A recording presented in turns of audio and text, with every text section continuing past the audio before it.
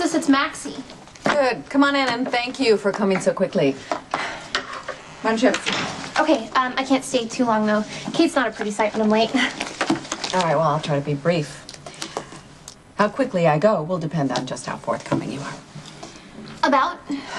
John and Lulu, Maxie, you know that there's an ongoing search for them, and since you spend so much time working with Lulu, I thought maybe you knew something that might help this case. Already gave my dad a statement about what happened the night Logan died. Yeah, I know, but you know, sometimes it helps if you go over the events again a few weeks later. You know, maybe we'll stumble over something that you missed when you talked to your dad. Maybe you'll think of something that you didn't think of before. I doubt it. Humor me, Maxie. Tell me what you remember that day. Well, for the millionth time, I ran into Logan on the Elm Street pier. He was with Matt, Dr. Matt Hunter. I barely knew him at the time. Unfortunately, now he's camped out in my house acting like he lives there. Talk about arrogant jerk. Why don't you just tell me what happened with Logan? Right. I told Matt to be careful who he was dealing with, that Logan was a loser. And in true form, Logan started calling me a slut and whatever else he could think of until he finally left. When was the next time you saw Logan? At the Crimson offices with Lulu and Kate. Logan barged in, pleading with Lulu to give him another chance, blaming his whole miserable life on me. You know, typical Logan, he can't even take a bit of responsibility for his stupid actions. And then Lulu said that she was with Johnny and Logan was starting to make her really uncomfortable, so Logan left. Seriously pissed, looking for trouble. I guess he found it. End of story. Not quite. Because if the story ended there, you wouldn't have visited Johnny in lockup after his arrest. So what exactly do you know, Maxie, that you aren't telling us? So order a BMP, CBC, and blood work on Mr. Ramirez. Oh, and we're also going to need a liver panel. And you can feel free to chime in at any time. I'm sorry? Wasn't this usually where you tell me that I'm going test happy and overboard and in love with the sound of my own barking voice? Point. You'll do what you want anyway, right? Well, maybe. It's not about ego, it's about healing. I think one of the biggest problems in this country with the healthcare industry is that the professionals are often looking for the simplest solution when the solution is anything but. You know, you actually managed to sound sincere about that. Well, I was. So, does this mean that you're ready to forgive me and admit that you were wrong? No. Okay. Well, I guess I just have to keep trying.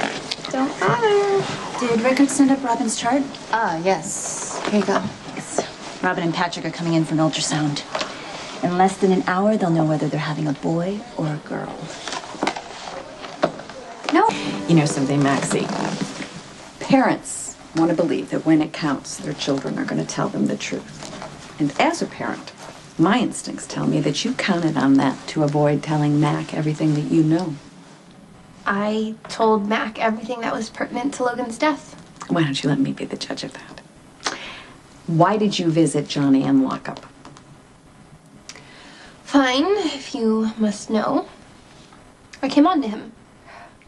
In the interrogation room with all of the police enforcement watching you? Hey, I don't get to pick and choose my moments alone with Johnny, okay? Lulu's like attached to his hip, and with Johnny in lockup, he was a captive audience.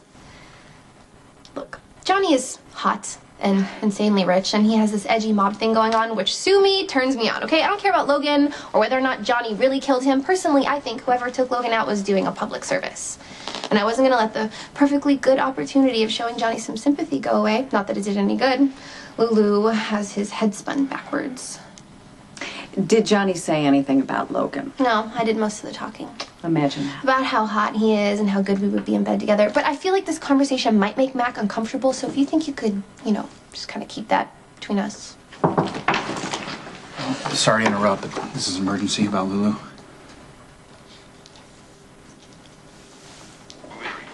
Yeah, actually, I do have a feeling about it. Well, hello all. Patient's coming up from ER. Bus accident, massive head trauma. Can you take it? Yeah, prep an OR, get me scans and tests. Okay, how's the attending downstairs? I'd like to scrub in. That's fine.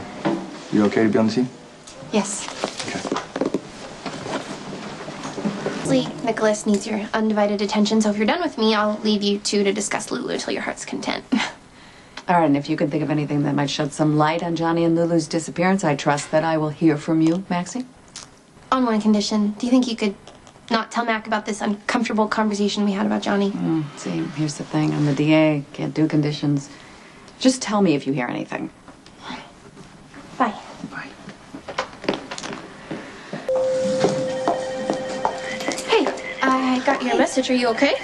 Yeah, no, I'm fine. I'm just, I'm getting the ultrasound today to find out if I'm having a boy or a girl, and Patrick was called into emergency surgery, so I thought you might want to see pictures of your new baby cousin. Of course, I would love to, and I'm very excited that you called me.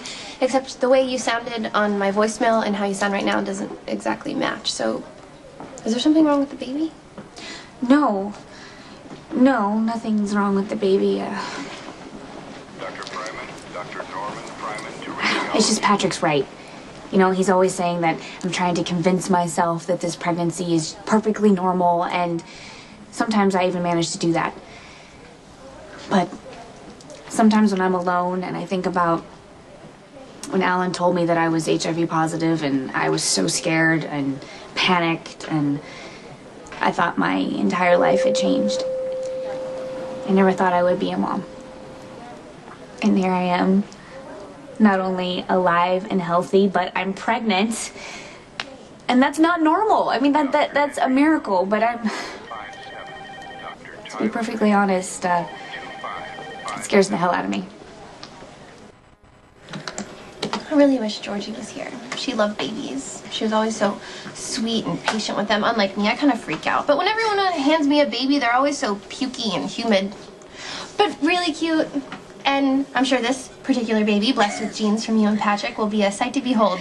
It's okay, Maxie. I think we've already established that you don't have to babysit. Oh, I might change my mind and want to. Okay, well, I won't hold my breath. Good. I'm not the type of woman who puddles at the mere thought of a baby, but I am excited about this one. I mean, it'll give Mac and me a whole new little person to love. Probably take some of that dad pressure off. Yeah. You ready? Oh, I'm past ready. Except I think I already know what's in there. Do you want to say? No.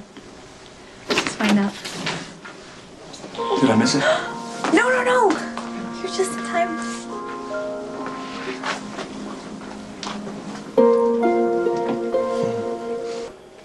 I'm going to leave. Maxie, you're welcome to stay. No, it's okay. This is an experience you and Patrick should share together. But whatever's in there, I'm happy for you guys. Thanks. Oh, God. Look, if you are here to browbeat me again, save your energy. I'm not moving out. And I am way too busy to play your little fight and flirt game. Even you can't be egotistical enough to think I made a special trip here just to fight with you. Well, you're here, aren't you? And you don't look sick. Oh, thank you. And my cousin Robin's having an ultrasound. Not that it's any of your business. Patrick's girlfriend? So, what's the verdict? Boy or girl? Why do you care?